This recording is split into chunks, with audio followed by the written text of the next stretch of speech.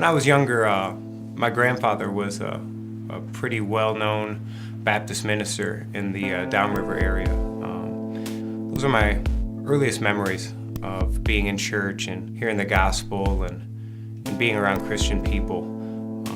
And it was a very good thing for me to be a part of all throughout my youth. One day I remember reading my Bible in class, and this girl that I had met invited me to a youth group. And little did I know at the time, but that was going to be a pretty life-changing event. And its youth pastor was this long-haired, hippie-looking 15-passenger van-driving guy named Jeremy Shasso. And it wasn't long until I felt just very at home there with him and with the kids that were a part of it. But there was such a strong passion for music in and around that youth group at that time that it was just something that swept me up into it. That was ultimately where Bliss 66 was born. We were all a part of the youth group, and we worked hard. We worked real hard. I remember practicing 3-4 nights a week from the time we were 14, 15 years old until we ended up signing a record contract, which was literally just a couple months after I had graduated high school. Was able to go to Los Angeles and make a record with Glenn Ballard, who has made some of the biggest records ever. You know, Alanis Morissette, Michael Jackson. I mean, these are musical icons, and we got to sit and write and play and record and just do things literally in the footsteps of some pretty big musical giants. I think that ultimately I just wasn't prepared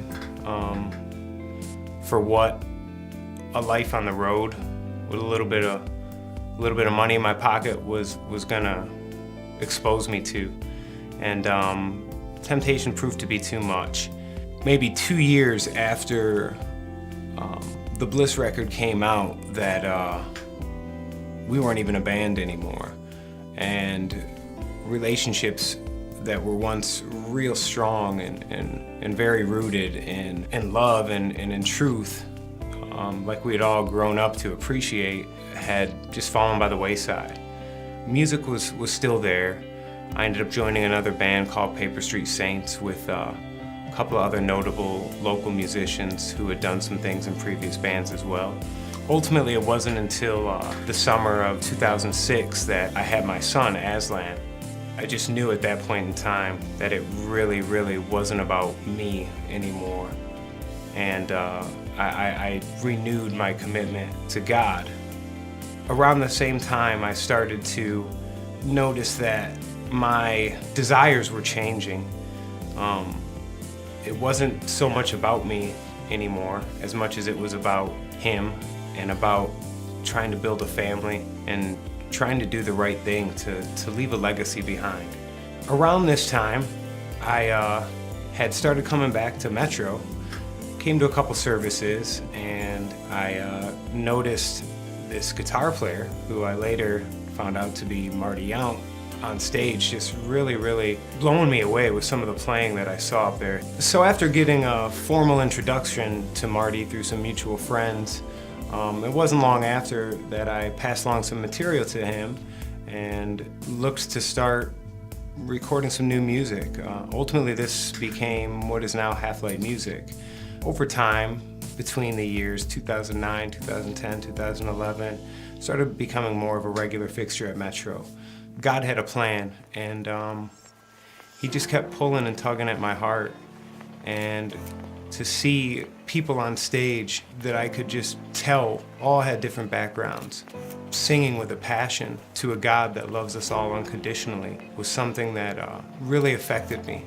And I knew that if I wasn't using what God had given me in the area of the talents that I have in music, that I felt that he was maybe going to take it away from me. I know that for me, some of life's deepest lessons have been learned simply by reflecting on a song lyric. A lot of the music that I was hearing and experiencing and lifting my hands unwittingly to at church started to become little seeds planted in my heart, and they were growing. And before I knew it, I had done something that I had never done in 10, 15 years of making music, and that was writing songs about my Savior. Even growing up exposed to contemporary Christian music and being a musician myself, there was always a part of me that felt that a lot of that music was, cheesy or not hip or whatever. And frankly, some of it kind of is. But all that aside, I knew that I couldn't just stand on the sideline and critique it if I wasn't going to offer something of my own. And it was that kind of conviction that really led me to start writing more praise and worship oriented music. And that's where we are now with this Half-Light Worship record. So this album is the fruition of almost 20 years of making music and trying to figure out this faith walk. I hope you approach it open-mindedly. I hope you enjoy it. And I hope it does for you what writing and recording it did for me and us. We hope you'll support it by checking us out on iTunes or your favorite digital music outlet. You got me reeling, feeling for